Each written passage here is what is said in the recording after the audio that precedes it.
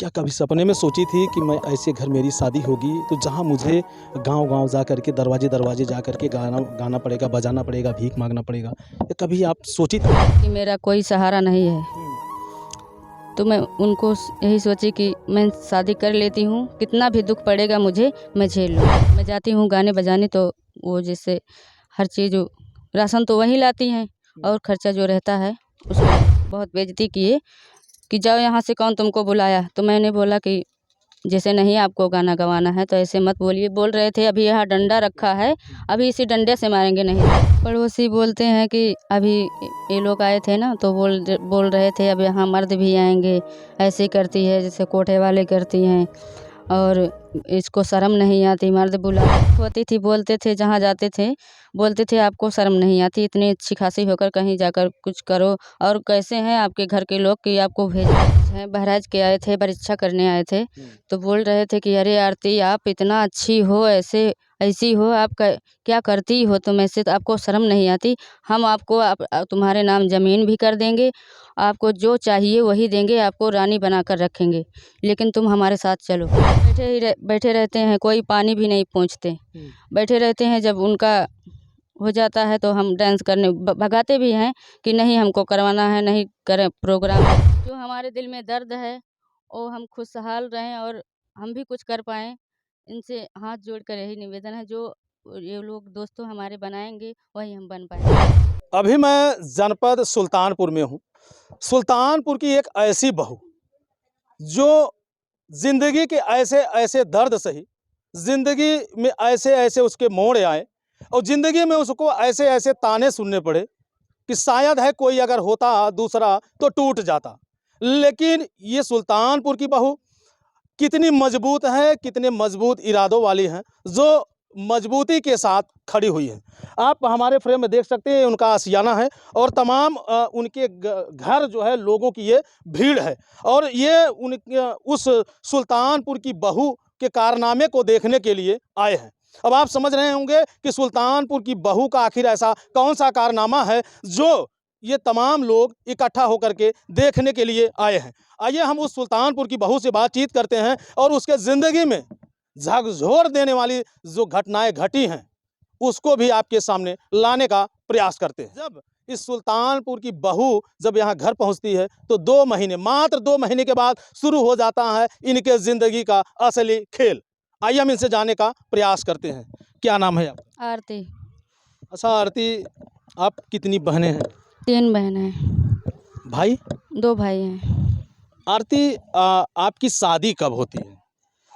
8 साल पहले हुआ शादी, 16 साल की उम्र में हुआ शादी। अच्छा आरती, ये आपने अपनी मर्जी से शादी किया था कि परिवार की मर्जी से शादी हुई थी? मम्मी पापा रोक रहे थे, लेकिन जो उनके मम्मी थे वो उनके पति नहीं थे और वो आके रोने लगी वहाँ घर आकर मेरे। तो मैं सोची अगर मैं इनकार दूंगी तो इनके दिल में कितना बड़ा दर्द होगा कि वहाँ से आई हैं ये हमारे लिए, कितना भी दुख पड़ेगा हम झेल लेंगे, लेकिन उनके ही घर जाएंगे। तो ये कौन कहा? मेरे मम्मी पापा ने सब लोग रोक रहे थे कि वहाँ शादी मत करो, ठीक नहीं है। तो मैंने सोचा कि जो मेरी सासू है वो रोने लगी, बोली कि मेरा कोई सहारा नहीं है। तो मैं उनको यही सोची कि मैं शादी कर लेती हूँ, कितना भी दुख पड़ेगा मुझे मैं झेल लूँगी, लेकिन इनको दुख ना पड़े, दुख ना हो मन में कि यहाँ से उदास होकर रह जाएं। आरती, जब आप शादी हो करके अपने ससुराल आती हैं, ससुराल आने के कितने दिन तक ससुराल आने के बाद आपको कितना दिन सुख यहाँ मिलता है? सुख 2 महीने तक रहे यहाँ, फिर उसके बाद जब स्थिति देखे घर का तो जाने लगे हम। कहाँ जाने लगे? वही मांगते गाते बजाते थे और मांगते भी थे। सासू जो मेरी है वो खेत भी नहीं है, जब धान का या गेहूं का सीजन आता है तो मांगने जाती है कहीं रुक कर, तो घर का खर्चा चलता है राशन का। और मैं जाती हूँ गाने बजाने तो वो जैसे हर चीज़ राशन तो वही लाती हैं और खर्चा जो रहता है उसको मैं लाती हूँ।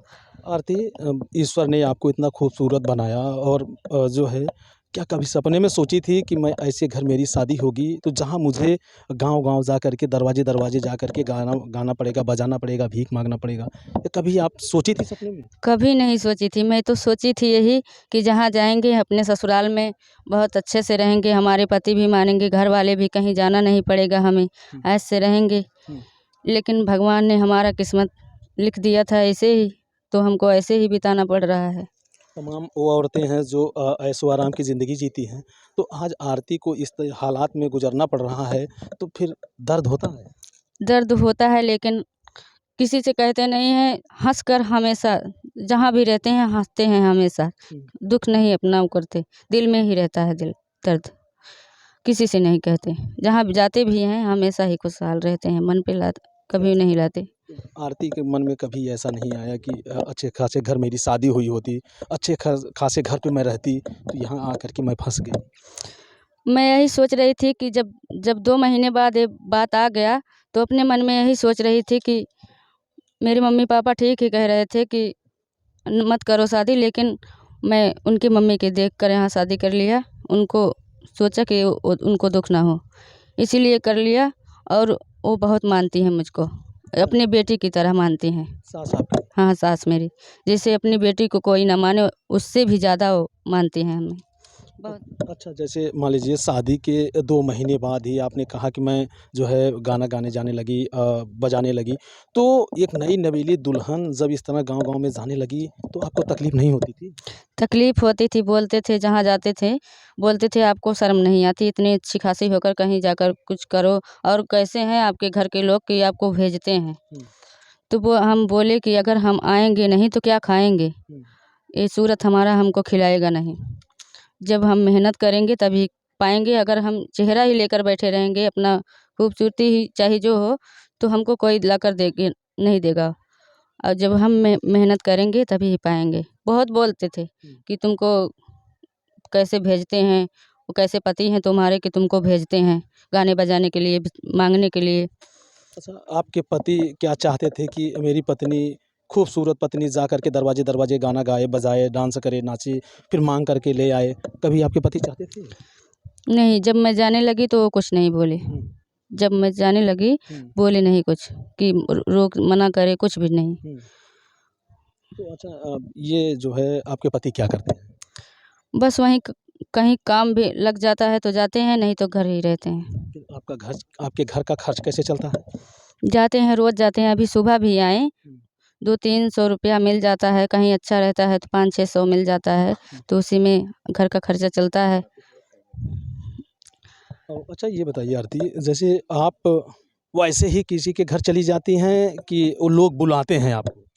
कहीं-कहीं तो बुलाते हैं और जैसे कहीं-कहीं बुलाते भी नहीं हैं, क्या हमको बोले? पता अगर रहता है, हुँ, तो हम वहीं अपने आप ही चले जाते हैं। हुँ, तो बैठे रहते हैं, कोई पानी भी नहीं पूछते। हुँ, बैठे रहते हैं, जब उनका हो जाता है तो हम डांस करने भगाते भी हैं कि नहीं हमको करवाना है, नहीं करें प्रोग्राम करवाएँगे, तब भी कहते हैं कुछ मत देना, हमको खुशी है, हम आपके घर नाचेंगे, गाएँगे, जो आपकी खुशी में रहेगा दे दीजिए, अगर नहीं रहे खुशी में तो न मत देना। तो जब नाचने लगते हैं, गाने लगते हैं तो अच्छा लगता है तो दे देते हैं हमको। अच्छा आरती, मतलब वहाँ घर पे जाने के बाद भी आपको तिरस्कार का सामना करना पड़ता है? हाँ, अभी 2-3 दिन हुआ गए थे, हुँ, तो वो जैसे बहू लाए थे, शादी हुआ था, तो बोलने लगे अभी यहाँ पहले तो भगाए, कहे यहाँ से जाओ, कौन तुम्हें बुलाया? 2-3 लोग थे, बोलने लगे, बहुत बेइज़्ज़ती किए कि जाओ यहाँ से, कौन तुमको बुलाया? तो मैंने बोला कि जैसे नहीं आपको गाना गवाना है तो ऐसे मत बोलिए। बोल रहे थे अभी यहाँ डंडा रखा है, अभी इसी डंडे से मारेंगे नहीं जाओगे तो।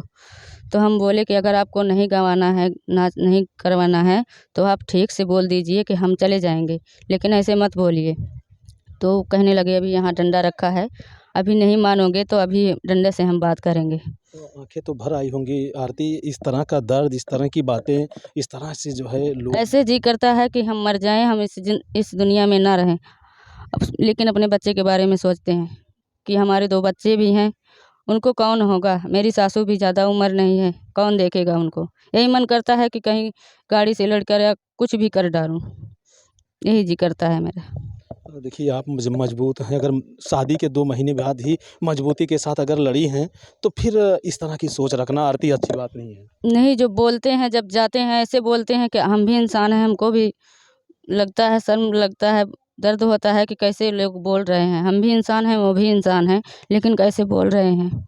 आरती, जब आपकी शादी होती है और शादी होने के बाद 2 महीने बाद आपको माँगना खाना पड़ जाता है, तो आपके माता-पिता, आपके भाई को इस बात की जानकारी मिलती है? जानकारी मिलती है, मेरे पापा बोल रहे थे कि कहीं जाना नहीं है तुमको, क्यों जाती हो? तो मैं बोली पापा अगर मैं जाऊँगी नहीं, आप लोग तो रोक रहे थे मुझे शादी करने को, तो मैं ही अपने आप की थी शादी। तो अब अगर मैं जाऊँगी नहीं तो आप लोग नहीं दोगे मुझे, 1 बार देंगे, 2 बार देंगे, हमेशा हमारा खर्चा नहीं देंगे वो। तो हम बोले पापा अगर नहीं जाएँगे तो हमारा घर का खर्चा कैसे चलेगा? वो वैसे झगड़ा-उगड़ा हो गया तो बोल रहे थे तुम्हारा दूसरा भी शादी कर देंगे, वहाँ मत रहना। लेकिन मैं बोली पापा जहाँ आप कर दिए हो, वो चाहे जैसे भी हों, वही हमारे लिए सब कुछ है। चाहे जैसे खाना पड़े वैसे ही हम बिताएँगे उनके घर। लेकिन मतलब आपकी ये सोच है कि मेरी शादी जहाँ हो गई है, अब मैं वहीं अपनी ज़िंदगी बिताऊँगी और कहीं नहीं जाऊँगी। हाँ, यही सोच है हमारी कि कहीं नहीं जाएँगे, उनके ही साथ ज़िंदगी अपना बिताएँगे। अच्छा, ये सब कार्यक्रम में गाने बजाने में नाचने में आपके पति का कितना सहयोग रहता है? क्या उनको ये अच्छा लगता है? बस वो बोलते कुछ नहीं हैं, दिन में तो ऐसे ही रहते हैं, अगर जैसे आते हैं रात-वात हो जाती है कहीं, आने में जैसे 6 बज जाता है, शाम हो जाता है, तो बोलते हैं, कहते हैं कि जैसे मारने की भी धमकी देते हैं, गाली भी देते हैं, कहते हैं कि जैसे दिन रहता है तभी चली आया करो। तो मैं बोली अगर आप हमारे पति हैं, आपको बुरा लग रहा है तो हम घर ही रहेंगे, आप कमा कर हमको खिलाइए।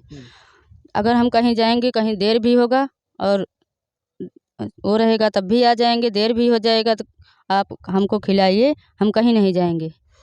तो शाम को बोलेंगे हाँ, आपको ला कर देंगे, सुबह कुछ नहीं बोलेंगे, सुबह जाएँगे तो सुबह कुछ नहीं बोलेंगे, फिर शाम को वही काम। अच्छा, ये आपके पति रात को कहते हैं कि हम सुबह जाएँगे, लाएँगे, आपको जाना नहीं है, फिर सुबह होते ही बदल जाते हैं? बदल जाते हैं, नशा उतर जाता है तो बदल जाते हैं। अच्छा, यानी वो ड्रिंक करते हैं। हाँ, ज़िंदगी में आपने कितने कष्ट सहे हैं, कितने दर्द झेले हैं? बहुत कष्ट हुआ है हमारी ज़िंदगी में बहुत कष्ट है था, अभी है मेरा यही घर था यहाँ यहाँ पर, वो था जैसे छप्पर था, पटरा रखे थे वो उस पे माटी लाकर अपने आप खुद ही शादी के बाद बनाए थे। तो बाढ़ आ गया था, पूरा वो गिर गया था, तो प्रधान आए थे, मीडिया भी आई थी, तो वही कॉलोनी दिए थे हमको, तो वही बनवाया था। उस कॉलोनी में गुजारा बना। हाँ, वही वो वाला छप्पर है ना, तो उसी में सब जब बाढ़ आ गया तो उसी में ले सब सामान लेकर वहीं पर थे। तब प्रधान ने कॉलोनी दिया था तो वही बनवाए। अच्छा, जैसे आप घर से जब बाहर जाती हैं, लोग खूबसूरती के कायल होते हैं, तो क्या कभी ऐसा समय आया कि किसी के घर गई हो जो बुरी नज़रों से देखे हों और आपको जो है पकड़ने का प्रयास वगैरह? देखते हैं, कहते भी हैं, कहते थे कि आपको हम यहाँ चलो मेरे यहाँ, जैसे बहराइच है, बहराइच के आए थे, परीक्षा करने आए थे, तो बोल रहे थे कि अरे आरती आप इतना अच्छी हो, ऐसी हो, आप क्या करती हो तुम, ऐसे तो आपको शर्म नहीं आती। हम आपको तुम्हारे नाम ज़मीन भी कर देंगे, आपको जो चाहिए वही देंगे, आपको रानी बनाकर रखेंगे, लेकिन तुम हमारे साथ चलो। लेकिन हम बोले कि हमको आपके साथ रानी बनकर नहीं रहना है, हम जैसे हैं अपने घर वैसे ही खुश हैं, हमको नहीं जा। बहुत लोग बोलते हैं कि ऐसे करो, ऐसे इतना पैसा देंगे, ऐसे कर लो, हमारे साथ चलो, आपको कोई दिक्कत नहीं होगा, लेकिन सुनकर इग्नोर कर देते हैं। हाँ, इतने दर्द सहने के बाद भी आरती के चेहरे पे मुस्कान बरकरार है। मुस्कान है, दर्द दर्द तो रहता है, लेकिन मुस्कान हमेशा हमारा रहता है, मुस्कान तो हमेशा रहेगा। आरती, जैसे आपके पास पड़ोस के लोगों की क्या प्रतिक्रिया रहती है? जो आपके पड़ोसी हैं, वो आपको क्या बोलते हैं? पड़ोसी बोलते हैं कि अभी ये लोग आए थे ना, तो बोल रहे थे अब यहाँ मर्द भी आएंगे, ऐसे करती है जैसे कोठे वाले करती हैं, और इसको शर्म नहीं आती, मर्द बुलाती हैं, वीडियो बनाती हैं। बहुत लोग बोलते थे, कहीं बोल रहे थे कि इनको हमारे बिरादर में नहीं रहना है, और अगर ये वीडियो बनाएंगी तो हमारे साथ इनको नहीं रहना है, पंचायत जुटाएंगे हम, बात करेंगे। तो मेरी सासू बोली कि हमको नहीं रहना है। अगर हमारे खाने को नहीं रहेगा, 2 दिन अगर ना खाएँ तो कोई पूछने नहीं आएगा कि आपके है कि नहीं है। तो आप लोगों को बोलने का भी हक नहीं है। जैसे पूछने का हक नहीं है, ऐसे बोलने का हक नहीं है। मतलब यहाँ तक आपको जो है कोठे वाली की भी श्रेणी आपको दे दी है। दे दिए, बहुत कह दिए, अब क्या-क्या बताएँ, इतना गाली दे चुके हैं, लेकिन वैसे सुनते हैं। अभी वो भाई आए थे, बोले कि जो कुछ भी जो बोले वैसे सुन लेना और किसी से कुछ मत कहना। ये आपकी सासू आपके कितने सपोर्ट में रहती है? मेरी सासू मेरी माँ से भी ज़्यादा है और बहुत अच्छी है और बहुत सपोर्ट करती हैं मुझको। अपनी बेटी से भी ज़्यादा कोई अपना बेटी को भी नहीं मानेगा जितना वो मानती हैं हमको। बेटी से भी ज़्यादा मानती हैं वो। फिर जैसे क्या सोशल मीडिया पे आने के लिए आपके परिवार के लोग भी राज़ी थे? मेरी सासू राज़ी थी बस, और कोई नहीं। उनको अपने बेटे को बहुत समझाई। बोले कि आप कमाने भी कहीं नहीं जाते हो, शहर भी नहीं जाते हो, यहाँ रहते हो, जो कमाते हो वही शराब पी जाते हो, तो कैसे 2 बच्चे हैं तुम्हारे, कैसे क्या होगा? बनाने दो, भगवान का अगर कृपा होगा तो कुछ न कुछ हो जाएगी।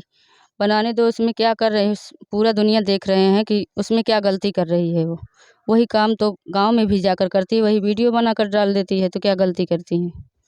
आपके पति जो मदिरा पीते हैं, कभी आप ये मना नहीं कि उनको रोकने का प्रयास नहीं किया? बहुत मना किए उनको, और उनके बीमारी भी था, अभी भी है। तो हम बोल रहे थे कि आपको डॉक्टर रोके हैं, आप दवा करवा लीजिए, और हमारे जो छोटा-मोटा गहना भी है हम वो भी दे देंगे, आप दवा ले लीजिए। आप नहीं रहेंगे तो हम कैसे रहेंगे? 2 बच्चे को कैसे हम बेसहारा हो जाएँगे। तो बोले कि हमको नहीं लेना है दवा, जैसे रहना है जब तक हम ज़िंदा रहेंगे, रहेंगे, उसके बाद अपन देखना तुम। बच्चे को देखना, जहाँ मर्ज़ी कहे तुम्हारा चले जाना। ऐसा ऐसा क्यों आपके पति बोलते हैं? पता नहीं क्यों बोलते हैं, वो बोलते ही नहीं है। अभी देखो गाँव में होंगे, पूरा दिन नहीं आएँगे घर, शाम को आएँगे। जैसे अगर मूड ख़राब होगा तो गाली देंगे, उसके बाद नहीं तो खाना खा लेंगे, खाना खाकर सो जाएँगे। अच्छा, ये शादी के बाद से ही ऐसा रवैया रहा कि शादी के बाद पहले बदला? तो वो ऐसे बोल रहे थे, जैसे फ़ोन में बात-वोत करते थे तो इतने अच्छे से बोलते थे कि हम बहुत अच्छे से रखेंगे, आपको रानी बनाकर रखेंगे, कहीं नहीं जाने देंगे, कमाएँगे, हर चीज़ करेंगे। लेकिन शादी के बाद ऐसा हुआ कुछ नहीं वैसा हुआ। सारे सपने आपके चूर-चूर हो गए। चूर-चूर हो गए सारे सपने। दर्द का एहसास होता है? दर्द का एहसास होता है, लेकिन कभी वो चेहरे पे नहीं लाते। हर जहाँ भी जाते हैं हमेशा खुश रहते हैं, ताकि किसी को ये ना हो कि बहुत दुःख में है। क्यों ऐसा क्यों करती हैं कि सारे दर्दों को जो है आप घूँट के पी जाती हैं और बाहर निकालने का प्रयास नहीं करती, ऐसा क्यों? ऐसा ही कि अगर हम किसी से बताएँगे या ऐसे उदास रहेंगे, तो जो देखने वाले रहेंगे मज़ा ही लेंगे, हमारा कुछ सहयोग नहीं करेंगे। और उनसे बताएँगे भी तो दूसरे से बताकर हँसेंगे। ये दुनिया ऐसे है कि किसी का बात भी सुन लेंगे तो दूसरे से बाँट-बाँट कर हँसेंगे। कोई किसी का सहारा नहीं करने, नहीं समझाने वाले हैं, कोई नहीं। अच्छा, आप सोशल मीडिया पे कौन-सा चैनल चलाती हैं? फेसबुक पे आरती है और इंस्टाग्राम पे आरती सुल्तानपुर ऊपी 44, यूट्यूब पे आरती सुल्तानपुर ऊपी 44। रातें ढलती नहीं, दिन भी निकलता नहीं, इसकी मर्जी के बिना एक पत्ता हिलता नहीं। रब जो चाहे वही तो होता है, रब जो चाहे वही तो होता है। आदमी एक खिलौना है। ये जो तमाम लोग आपको देख रहे हैं, इनसे आप क्या कहना चाहेंगे? इनसे यही कहना चाहते हैं कि हमको भी आगे बढ़ाएँ, हमको कुछ लायक बनाएँ, ताकि हम जो हमारे दिल में दर्द है वो हम खुशहाल रहें और हम भी कुछ कर पाएँ। इनसे हाथ जोड़कर यही निवेदन है, जो ये लोग दोस्तों हमारे बनाएँगे वही हम बन पाएँगे। तो दोस्तों, ज़िंदगी इम्तिहान लेती है। सुल्तानपुर की बहू आपसे कर रही है एक मार्मिक अपील। इन्होंने सपने में सोचा नहीं था कि शादी के बाद मुझे यही सब करना पड़ेगा और इस तरह दर-दर ठोकर खाना पड़ेगा। हालाँकि ज़िंदगी करवट बदलती है, और जब करवट बदलती है तो इतिहास भी बदलता है। और आज अगर ये मजबूरी में दरवाजे-दरवाजे पे जाके गा रही हैं, तो इनकी ज़रूरत भी है। अगर बात करें तो मजबूरी भी है, लेकिन उस मजबूरी के पीछे इनके कितने अंदर दर्द सिमटा हुआ है, यह हर कोई नहीं जान सकता, ये सिर्फ आरती ही जान सकती हैं। तो बस आप लोगों से निवेदन है कि दोस्तों कि आरती का भरपूर सपोर्ट कीजिए, यह भी सुल्तानपुर की बहू के नाम से एक ब्रांड बने और गरीबी इस कदर तोड़ती है साहब, तो कहीं का नहीं छोड़ती है। तो आज चेहरे तो ईश्वर ने इनको दे दिया, लेकिन धन नहीं दिया और उसी की वजह से आज ये ज़मीं पर पड़ी हुई है। तो बस आप लोग जिसे चाहते हैं उसे आसमां पे पहुंचा देते हैं। बाकी आरती के विचारों को जान करके और आरती की बातों को जान करके आपको कैसा लगता है, कमेंट करके आप ज़रूर बताइएगा। फिर मिलते हैं किसी नेक्स्ट वीडियो नेक्स्ट खबर में। जय हिंद।